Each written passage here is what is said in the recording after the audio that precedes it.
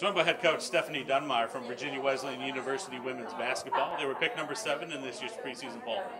Coach, there's a little bit of change coming from last year's team to this year's team. First off, a name change coming for the squad. So those familiar with Virginia Wesleyan College, now Virginia Wesleyan University. But then you also have a lot of similarities from last year's squad. A lot of players coming back, and I look at somebody like Jayla Harris, who was an all-conference guard for you last year. Talk a little about what you expect out of her, but also that large group of returning players that you have this season. Yes, well, we're very excited about this season. Obviously, Jayla's kind of our catalyst. I think, she's been just the person that sets the tone for us on the offense and defensive end, and if she can stay healthy, she puts us in a position to be in any game we play.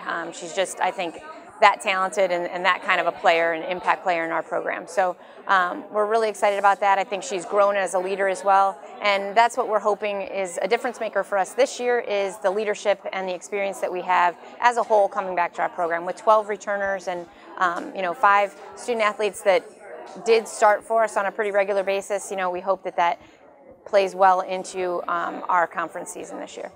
When you take a look at similarities from the teams you've had in the past, you're a couple of years now removed from winning the program's ODAC title, and now maybe on that upward trend to get ready to maybe challenge again. Is this a year where you're getting closer to that point where you think you might challenge for a spot there deep in the tournament? I hope that it is. I think right now it's a lot of unknowns still. So we do have 6 incoming players that have joined our group and how they develop, and I think again kind of just consistency on a day-to-day basis from our returners in terms of setting the tone will speak volumes as we move forward. I think for our program anybody on a given night in our conference, anybody can beat anybody, and I think that's where we've seen the last 2 years just very inconsistent for us on the defensive end. So if we can make the commitment to that this year, I think it can put us in a position to be very, very competitive and hopefully be in a position to make a run at the end.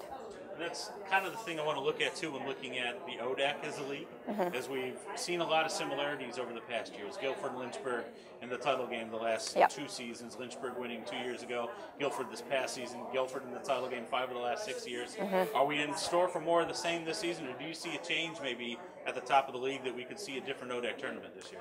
Well, there's just so many good teams. I mean, and I think right now when you look at the incoming classes, again, some unknowns there, but also on paper, you're like, okay, this team could really make a jump, and I think the top 4 right now, top 5, there's a tie at the 5th spot, so really the top 6 teams. I mean, it's kind of crazy when you look at that, and again, I think at the end of the year, it could be any one of those teams that really steps to the top, and we hope that we can throw ourselves in the mix as well.